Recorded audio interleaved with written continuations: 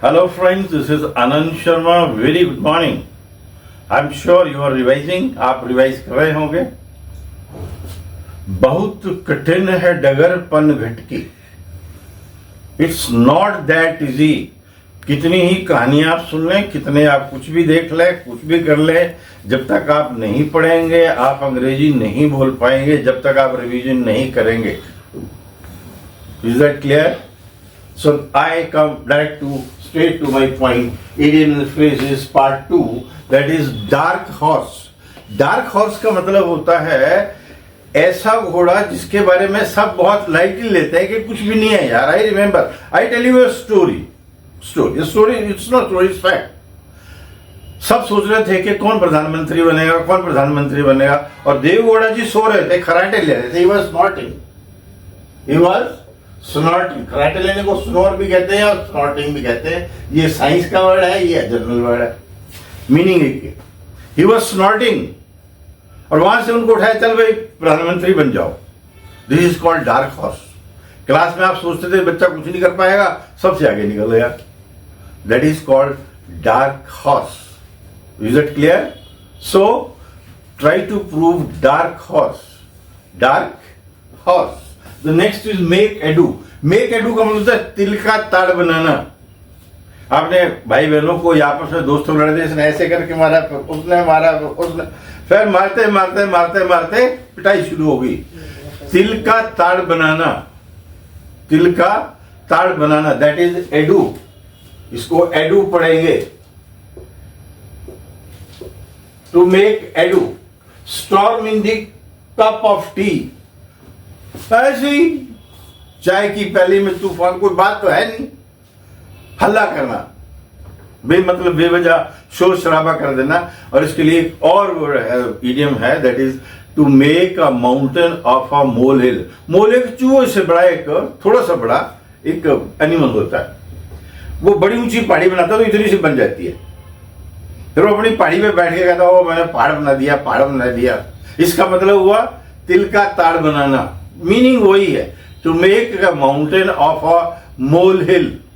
Some people are saying that some parties are making it a mountain of a molehill as to why DGMO stopped the war, the Sindoor war.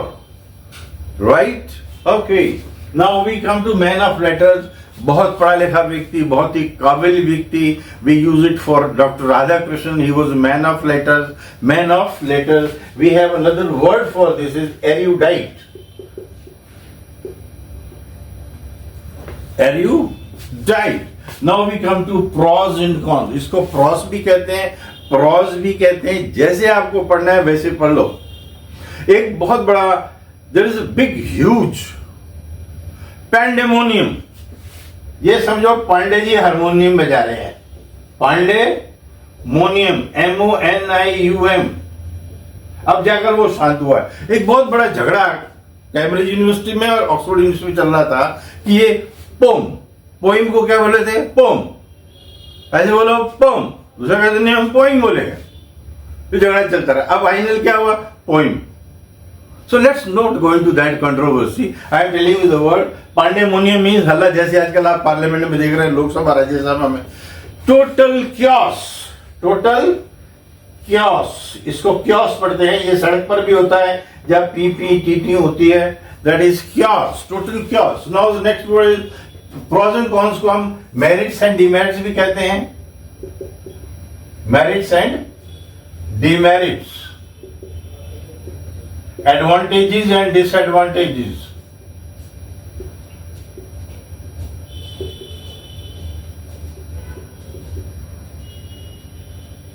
Uses and abuses.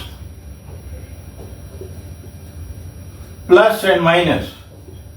ये सारे word use होते हैं. ऐसे you can use either of the word, but the exact meaning of this is pros and cons. Like what is the pros and cons of science? Well, without science we can't live. Oh my God, science has made our life well. Clear? Pros and cons. पक्ष विपक्ष. All right. Time flees. समय का पता नहीं लगता. बाबूजी कई बार आप ऐसे कहते हैं, time flies. Time फ्लाइज, समय पंख लगाकर उड़ जाता है। लेकिन जिनका समय मुश्किल होता है, डिफिकल्ट होता है, उनका समय नहीं कटता है, तो वो कहते हैं टाइम काटे नहीं कटता है। तब हम कहते हैं टाइम हैंग्स हेवी, समय काटे नहीं कट रहा है। इन मिजरी, लास्ट वर्ड हमने किया था लास्ट टाइम, मिजरीज, दुख में, प्रॉब्लम्स में, it is difficult to pass the time, so time hangs heavy, right? Learn all the words, keep revising. That is the only panacea. All the best. Thank you.